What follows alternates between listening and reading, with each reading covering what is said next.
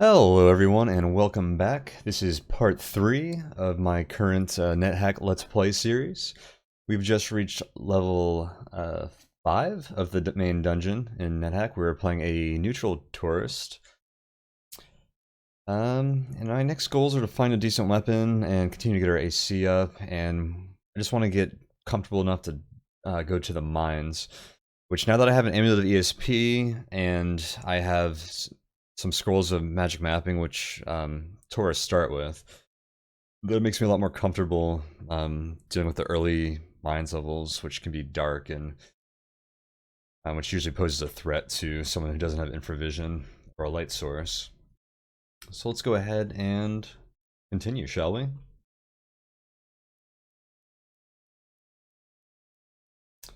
Go see what's over in this room.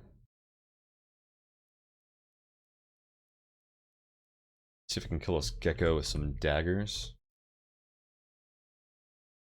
It'll move. Hello?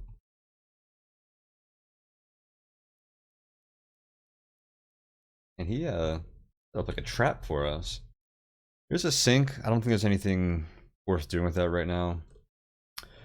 Later on, when I'm dealing with black puddings and succubi / incubi, which things can spawn by kicking them, when killing those things becomes trivial to you, it can be worth kicking them.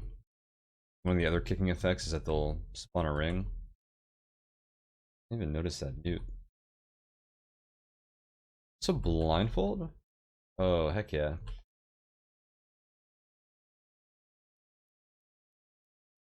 Okay, it's not cursed because our pet went ahead and picked it up. So now, since we have, not only do we have intrinsic telepathy, we actually have extrinsic telepathy.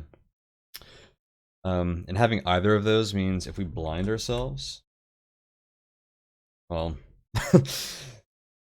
you don't notice here, but we'd be able to see any monsters on the level that have brains.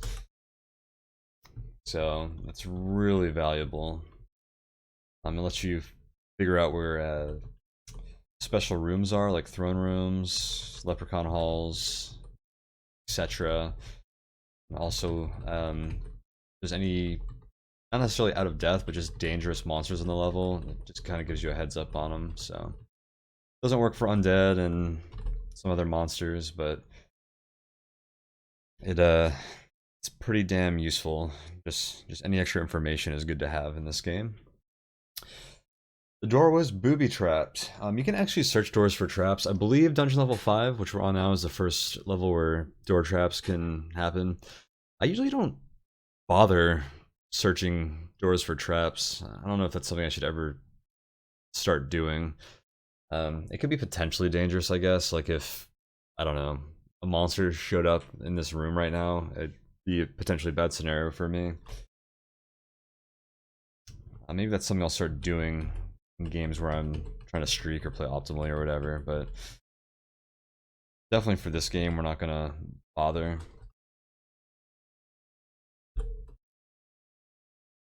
We'll search this chest for traps. Locked, open it with our credit card, and more spell books. This is gonna encumber us.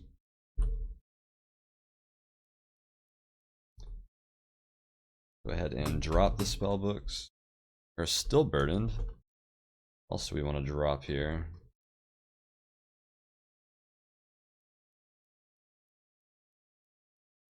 Oh, let's okay. First test this orcish helm. It's not cursed. Oh wait, those are the daggers. I need to drop this. Okay, still not cursed.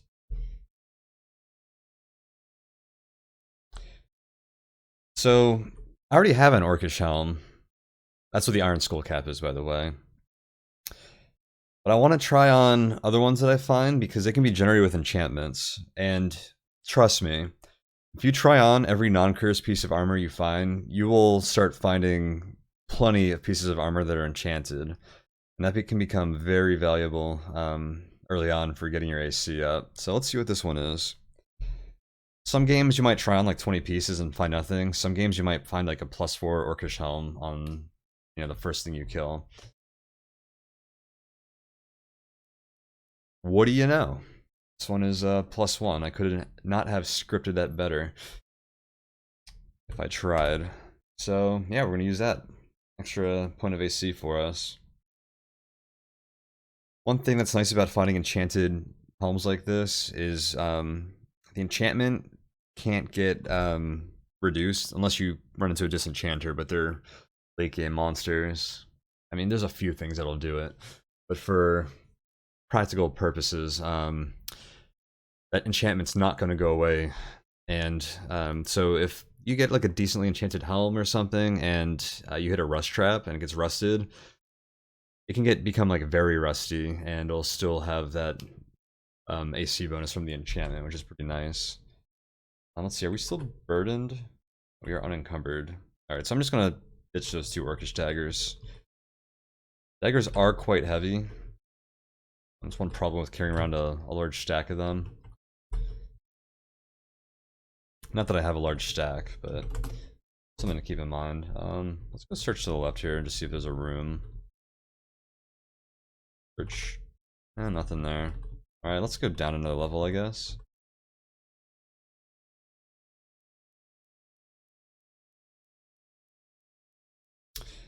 Little dog.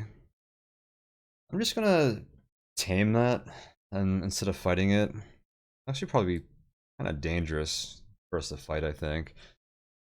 So I can throw, for instance, this tin of jackal meat at it and it'll make it peaceful, or I can throw the candy bar, and the fortune cookies are great items for taming them. Tripe rations tame as well. Can the other side of a door? Yes.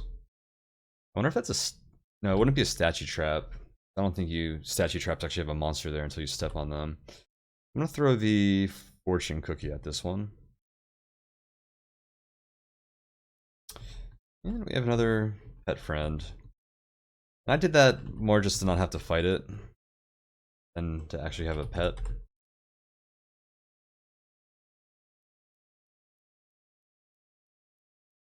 Something I do somewhat often is when I see statues, because I don't step on them, because I don't want to generate the monster usually. But you can see if there's, sometimes the stairs spawn under them.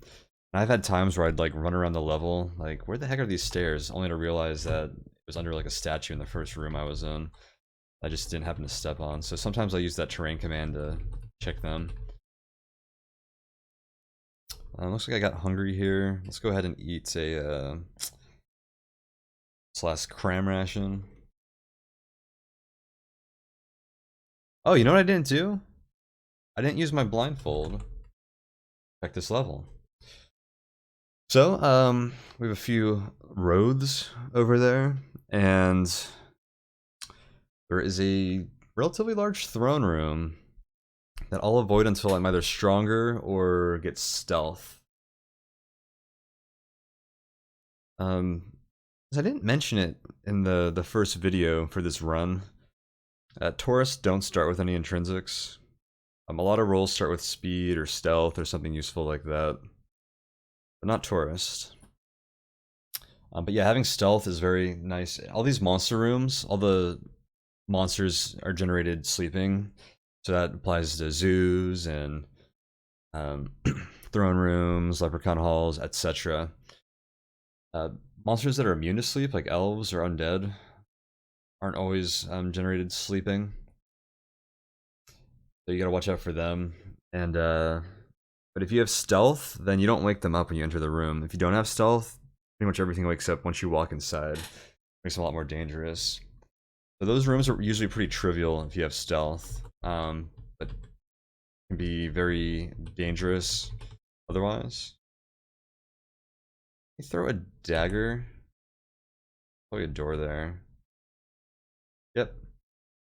I don't know if I want to fight these things. Not when they're like right next to the door like that. They're not strong monsters, but I'm not very strong either. Alright. do it.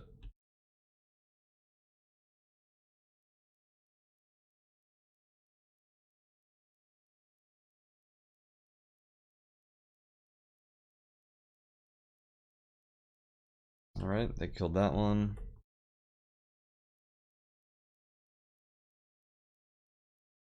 I need to fight stuff that I can kill at range, which was just really hard to do since those doors were closed.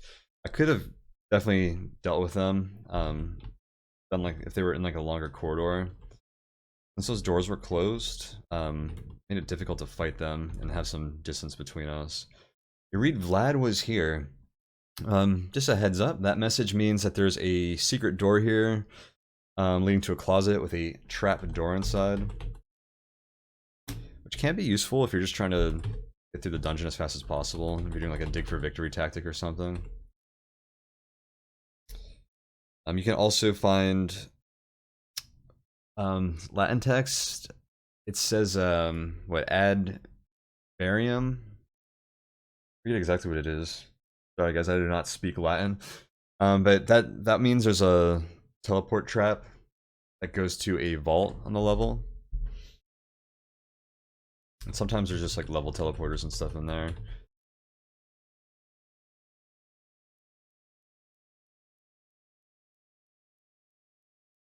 And vaults are things that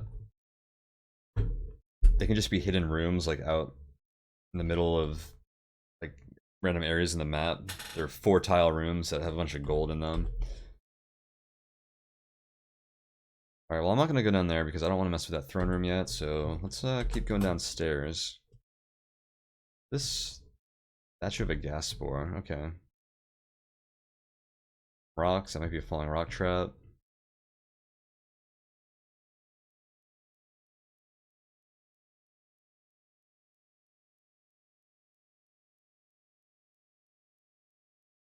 Oh, I keep forgetting to check things with my telepathy. Looks like we have a fox in the top left and a floating eye in the bottom right. Nothing too interesting there. Let's just make sure we don't bump into the floating eye. Head downstairs real quick. We've got a leprechaun hall. Getting down there. Iguana. Another thing about the using telepathy like this, if you have bones enabled, and a bones file is when you die, there's a chance of leaving basically the floor you died on as a map that someone can encounter. It's really easy to identify bones files with telepathy, assuming you change the symbol for ghost, because by default, ghosts are just a blank tile. So it'd be impossible to pick one out on a map like this. But if you've changed that, which you can, and which I have, they're really easy to identify, because you'll just see the ghost.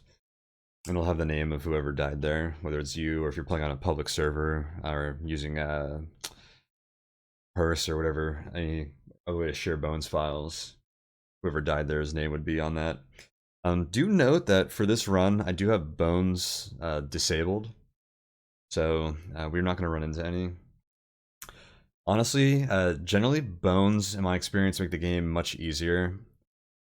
You can usually, especially with telepathy, like we were just discussing, you usually know they're there, and you can usually deal with whatever threat there might be in there. And then you end up getting just a bunch of free items. You get a whole player's inventory. Like if we were to die right now and leave a bones file, I mean, a bunch of good darts, like a decent amulet, but mostly kind of scrolls and potions and wands and stuff. So, especially if you find like wizard bones, you get free magic resistance and other goodies. So, yeah, they just tend to make the game easier. So I didn't want to play with them.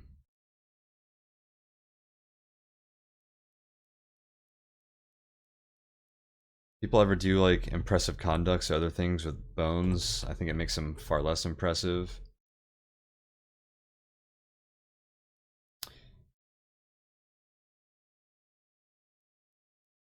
Like if you're playing Wishless and you run into a bones that has a full ascension kit in it, it's like kind of defeats the purpose. Lost a dagger somewhere.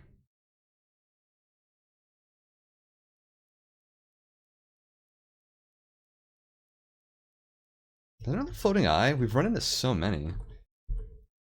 The 5th or 6th one we've seen. I'll tread carefully. I am known to bump into them.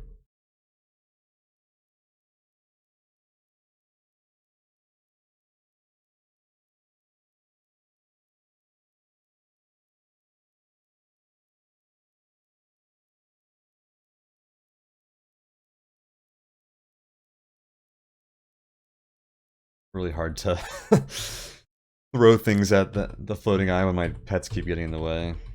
Fortunately, you can throw at them while being immediately adjacent without triggering the gaze passive attack that they have. Dark room. Another one of those Vlad was here. Trapdoor closets.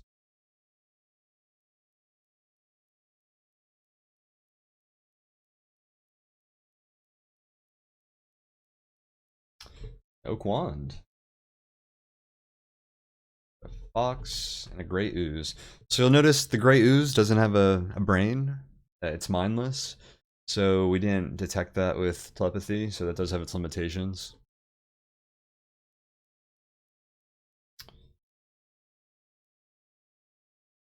So the gray ooze has a passive attack. Or no, it just has a resting bite, doesn't it?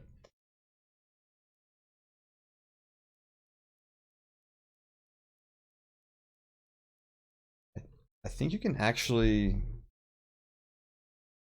find out. Yeah, I don't. It has a resting bite attack. A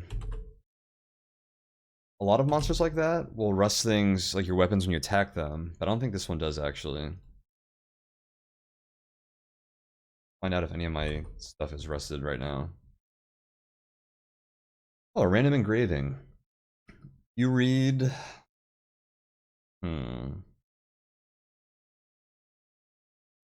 If you've lost. If you're lost, try buying a map next time you're in a shop. Interesting. I don't know if it's a... Well, there aren't maps in this game, so that's a false rumor in that way. All these random engravings and like messages and stuff are divided. They're called rumors, and they're divided into true and false ones. You can find magic mapping in a shop, which would make that somewhat true, but there aren't maps, so I assume that's a false rumor. Oh, I think we missed level 4. Did I hit level 4 last game? I probably did. I keep missing my level ups. We're up to 29 HP. Getting up there. Here a door opens, so something else is on the level. Bunch of mains. They're incredibly weak and slow minor demons. Go kill them. I'll wield my daggers.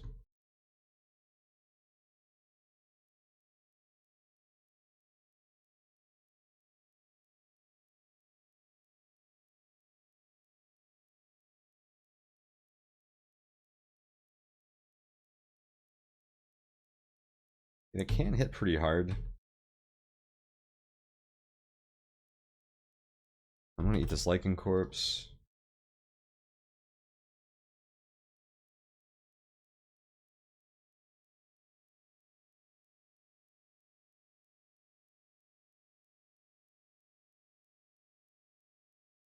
I'm just gonna ignore that last one.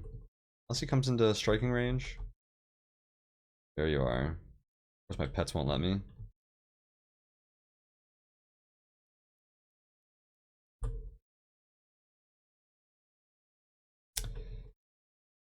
Voila. Ooh, some gutter snakes. Gutter snakes are not poisonous, I believe. Yeah, they're not. They don't grant you any resistances either. They're pretty weak. Not too dangerous. Those ants, on the other hand. Hope I can make it to the stair. Who's next to me? Meatball? Let's just go upstairs. I should note.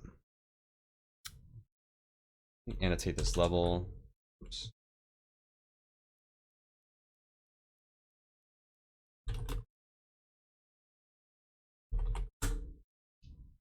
So I'm just kind of leaving a, a heads up for myself that hey, there's some monsters like striding the stairs down there. I'm thinking engraving Elbereth might not have been a bad idea there, just to clear some space from the stairs before I go back up, just so I know that I would have like a free turn next time I come back down. I'm not going to worry about that too much. And also notice I ditched that other dog that I had tamed up there. I don't really care. Oh, here's my other dagger I was missing.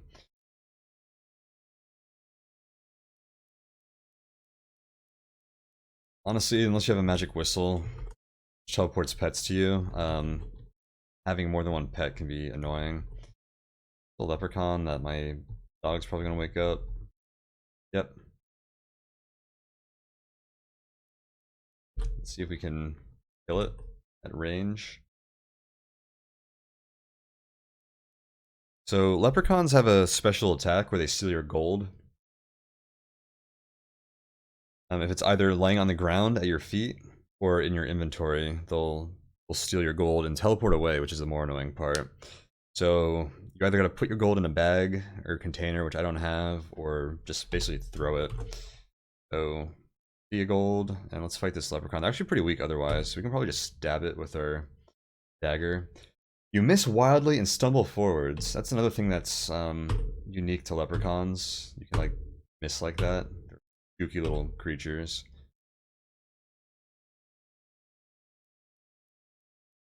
You feel strong. You must have been exercising diligently. You feel wise. We got an extra strength point, an extra point of wisdom. So that strength point's pretty nice. Strength in general is pretty easy to raise. Look at that sniper shot right there. Boom. Kill a leprechaun. Welcome to experience level 5. But yeah, about strength. A common way to raise it early on is to push boulders around because that exercises it. Exercise means you do an action that makes it more likely for you to advance a stat point later on. The stat exercising system in NetHack is somewhat complex. I'm not going to get into it. Feel free to look it up on the NetHack wiki if you have more questions. But there are some actions you can do that are kind of help to raise stats. Like I said, pushing boulders is one of them. And in Sokoban, which is a special level later that has a lot of boulders that you basically have to push if you want to get through it. By the time, if you have low strength, by the time you get through there, you tend to end up with a ton of strength. So, let's see, we're running out of cram rations. I'm gonna go ahead and eat a food ration. I'm gonna eat this cursed one. Cursed food is, I don't know if it's always rotten or more likely to be. So it's a little more dangerous to eat if you're like surrounded by enemies or something. I'm just going around stabbing stuff now. I have to be able to enhance dagger. Yeah. Alright. So we got dagger up to basic. Means we don't have as much of a 2-hit penalty. Another floating eye.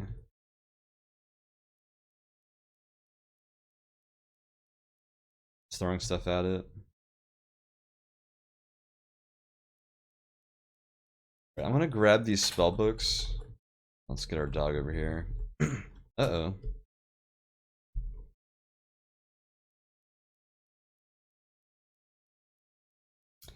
Forgot how annoying pets can be when you're trying to do a ranged build.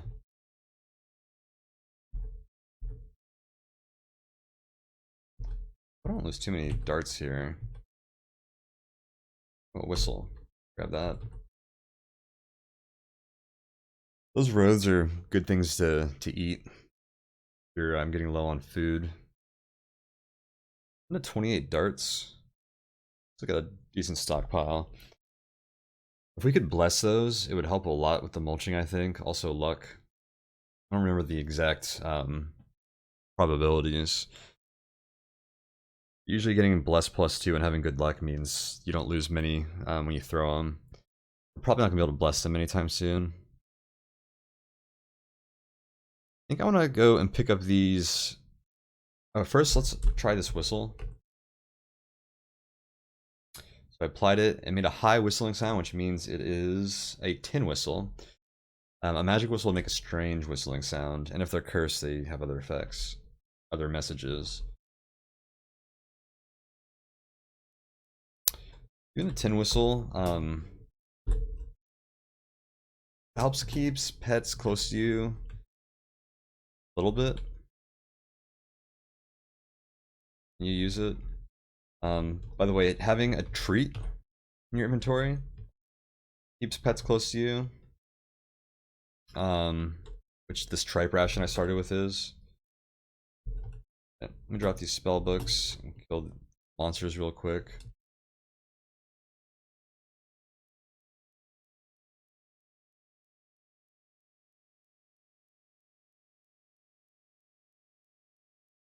What kind of rat is this? Giant rat. Oh! Sorry, Meatball! Stop getting in my way.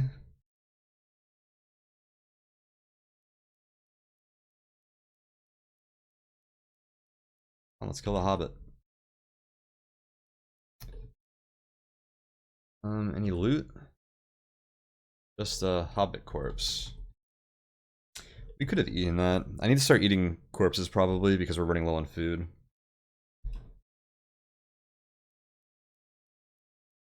Alright, so let's go check out this shop. So what I want to do next is I want to check out this shop. I want to go back up to the altar that's on dungeon level 2 and just check the beatitude of everything in our inventory. And then I want to go down to the mines and start exploring there and see if we can kill some dwarves to get our AC up. And make our way towards Mine Town, which tends to have a lot of goodies, unless we get unlucky and end up with Orc Town.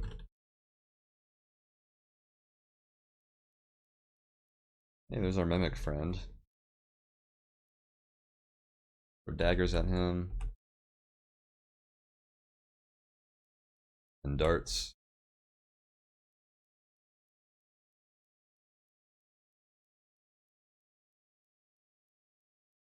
Alright, I'm gonna lock my dog out for a moment. Alright, so I'm gonna check for additional mimics by throwing gold pieces down all these aisles.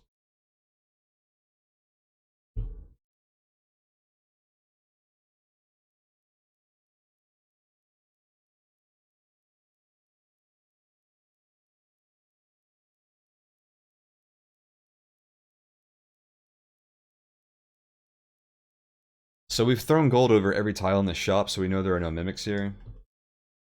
The tanning kit is pretty nice for finding or for getting poison resistance. So you can use a tanning kit on a corpse and kind of, I guess it ends up doing 3 useful things.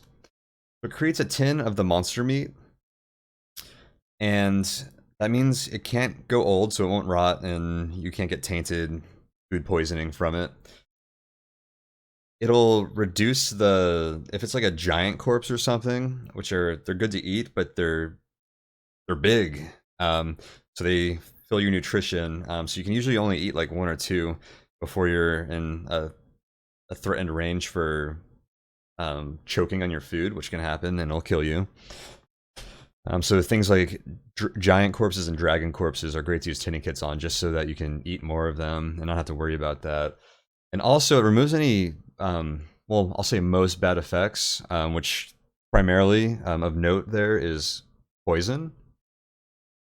So if you and poison resistance is very valuable early on. It's one of the first things you want to, it should be one of your top goals in a new game of NetHack, to get poison resistance. You usually get it, like other resistances, from eating corpses. And the problem with poison resistance is most corpses that grant poison resistance are also poisonous themselves, which can be problematic. Poison from eating corpses, not only does it do some damage to you, but it also lowers your strength, which can be very annoying to deal with, and can actually be pretty crippling. So tinning kits will tin those corpses, Make it so they're not poisonous, but they can still grant poison resistance to you. So it's really nice for that. So we're definitely gonna leave here with that tinning kit. The problem is they're very heavy, so we're gonna get burdened when we pick this thing up. I gotta remember to go and pick up those spell books I dropped over there. Speaking of being burdened, when I go back to my altar, I want to see if any of those are blessed so we can read them. Alright, cool. Yeah, I like that. So I'm gonna pick up everything here. I'm gonna price ID everything. And then might buy a few things. And then we're gonna go upstairs to the altar, test the attitude of everything we've got. We're probably gonna walk up there burdened. I highly recommend not walking around burdened much, but if you can do it, like plan ahead and do it like safely, I guess, like through levels you've been on already, and just be careful of monsters. Then it's not too bad. Being burdened means you're slower, which means you won't be able to outrun monsters. They'll catch up to you very fast, and they'll get more attacks relative to you. So it's highly, highly, highly not recommended, but it's an easy thing for new players to do. But we're coming up on time right now, so let's just call it here, and we're gonna do all that stuff starting in our next session. So I'll see you there.